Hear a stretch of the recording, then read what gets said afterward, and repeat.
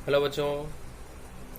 तो last video के अंदर हमने पढ़ा था व्यापार के सहायक, और व्यापार के सहायकों में पहला जो टॉपिक है वो पढ़ चुके हैं बैंकिंग और वित्त के बारे में, और दूसरा आपने पढ़ा परिवहन के बारे में। अब तीसरे टॉपिक पे 3rd नंबर पॉइंट पे हम आएंगे कि परिवहन के और कौन कौन से व्यापार के सहायक हैं जो व्यापार करने के लिए व्यापारियों को सहायता प्रदान करते हैं और उनके माध्यम से आसानी से व्यापार किया जा सकता है। तो व्यापार के जो ये सहायक हैं उनका तीसरा बिंदु आप पढ़ेंगे बीमा या इंश्योरेंस। देखो, बीमा या जो इंश्योरेंस है वो व्यापारियों को आवश्यक मदद और सहायता प्रदान करता है।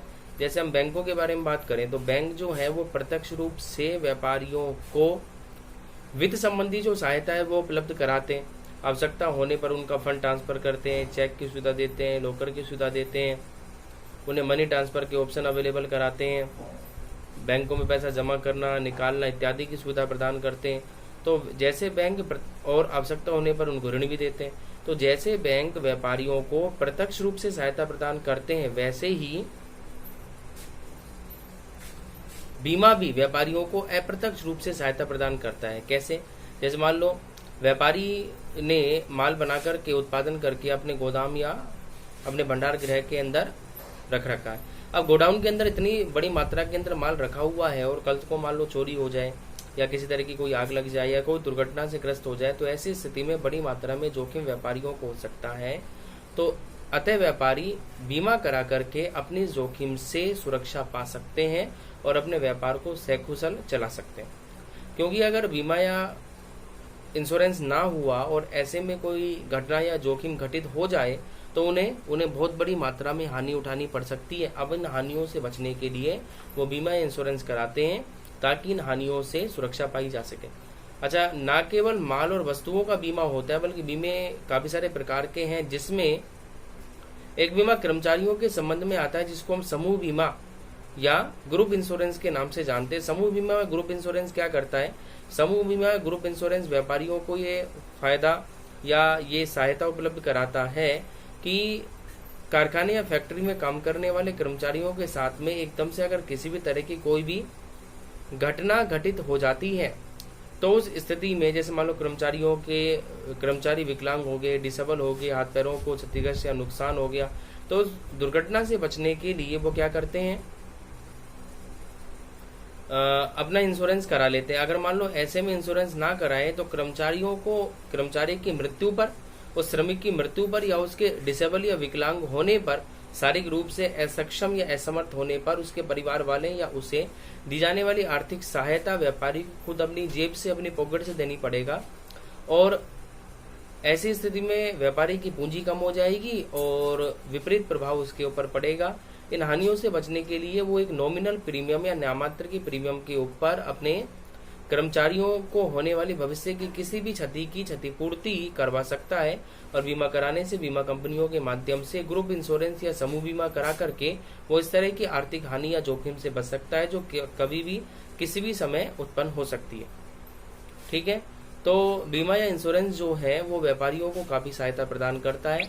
आप माल और वस्तुओं का बीमा करा सकते हैं। मान लो परिवहन के दौरान आपने माल को एक बना करके एक स्थान से दूसरे स्थान पर सप्लाई करने के लिए भेजा, लेकिन रास्ते का आपने बीमा नहीं कराया, तो रास्ते का बीमा ना कराने से ट्रांजिट या यात्रा के दौरान भी हानि उत्पन्न होती रहती है।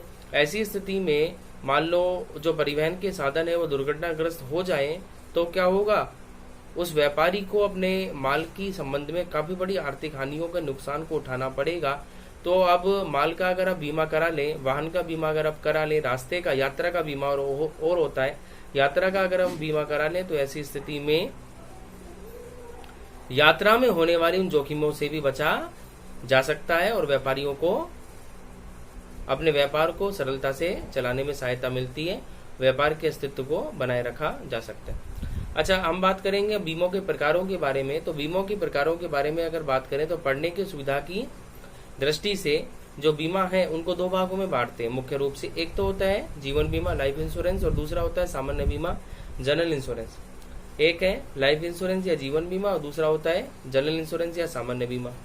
व्यक्ति के जीवन से संबंधित जो बीमे हैं वो तो जीवन बीमा में, और उसके अलावा जितने भी प्रकार के बीमे हैं, चाहे वो कोई भी हो, चाहे वो चोरी बीमा हो, चाहे वो वाहन बीमा हो, चाहे वो किसी भी तरह के वाहन के संबंधित कोई बीमा हो, स्टॉक का या माल का बीमा हो, गोडाउन का बीमा हो, यात्रा का बीमा हो, पशु बीमा हो, ठीक है, मेडिकल इंश्योरेंस या फिर स्वास्थ्य संबंधी बीमे हो, ठीक, ये सारे के सारे या प्राकृतिक आपदाओं के संबंध में भी बीमे किए जाते हैं, इस तरह का बीमा हो, दुर्घटना का या दुर्घटना बीमा या एक्सीडेंटल इंश्योरेंस हो, सारे के सारे जो बीमे हैं वो सामान्य बीमे में कंसिडर किए जाते हैं। अग्नि बीमा, समुद्री बीमा, ये भी सामान्य बीमे के ही भाग या प्रकार माने जाते हैं।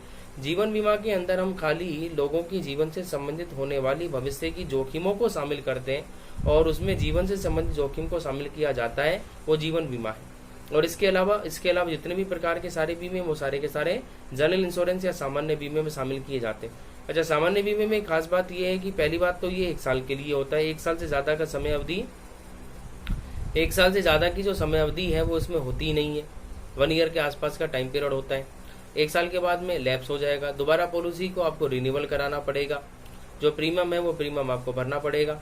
और दूसरी एक बात ये कि अगर उस साल के दौरान किसी भी तरह की कोई भी दुर्घटना नहीं हुई तो बीमे का जो वो पैसा है, जो प्रीमियम की वो राशि और किस्त आपने बीमा कंपनी को दी थी, वो सारी की सारी क्या हो जाएगी, बेकार हो जाएगी। वो कोई सेविंग नहीं है, वो कोई बचत का साधन नहीं है। जीवन बीमा में ये खास बात है कि जीवन बीमा बचत का साधन है।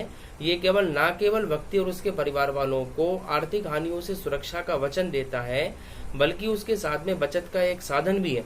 क्योंकि जितने पीरियड के लिए आपने बीमा लिया है, उस पीरियड के दौरान अगर कुछ हो जाए उस व्यक्ति को, तो भी उसके परिवार वालों को पैसा मिलता है। अगर उस अवधि तक कुछ भी ना हो और वो पॉलिसी पूरी हो जाए, जिसको आप मैच्योरिटी के नाम से जानते हैं, तो मैच्योरिटी या परिपक्वता की अवधि पर बीमा कंपनी उस व्यक्ति को जो भी पैसे उसने प्रीमियम के दिए हैं वो और प्लस में कुछ पैसे और, जिसको आप बोनस कहते हैं, जैसे आप बैंकों में पैसा जमा कराएं तो आपको रिटर्न या प्रत्याय के रूप में जो मिलता है उसको आप बोलते हैं ब्याज या इंटरेस्ट। वैसे ही बीमा कंपनियों में इस रिटर्न या प्रत्याय को किसके नाम से, बोनस के नाम से, लॉयल्टी एडिशन के नाम से इसको जाना जाता है।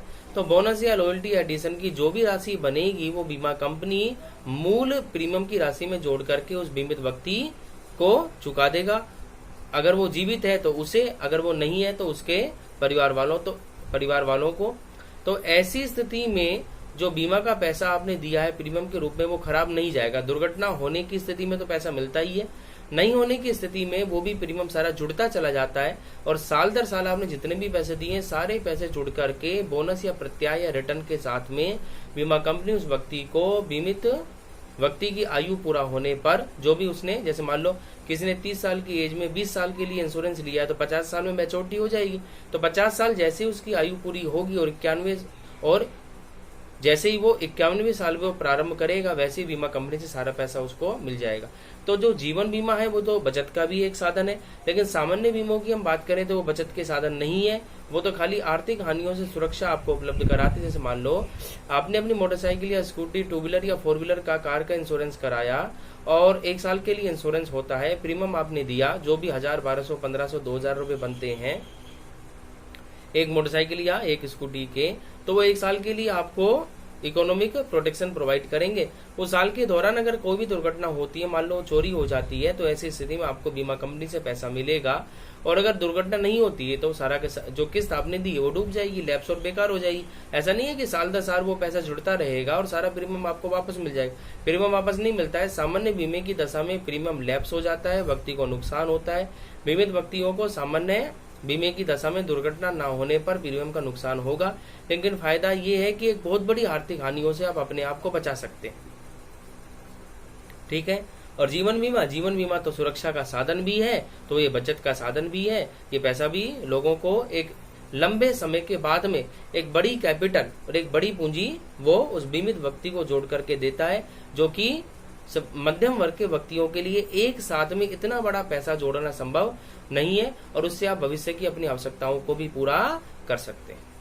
ठीक है। तो इस प्रकार से बीमा न केवल सामान्य व्यक्तियों को बल्कि व्यवसायियों को भी, व्यापारियों को भी एक महत्वपूर्ण आर्थिक मदद, सहायता, सुरक्षा, जोखिम से सुरक्षा का वचन उपलब्ध कराता है, जिससे कि व्यापार करना बहुत आसान हो जाता है। इसलिए आप इसे व्यापार के सहायकों के नाम से भी जानते हैं। ठीक है बेटा।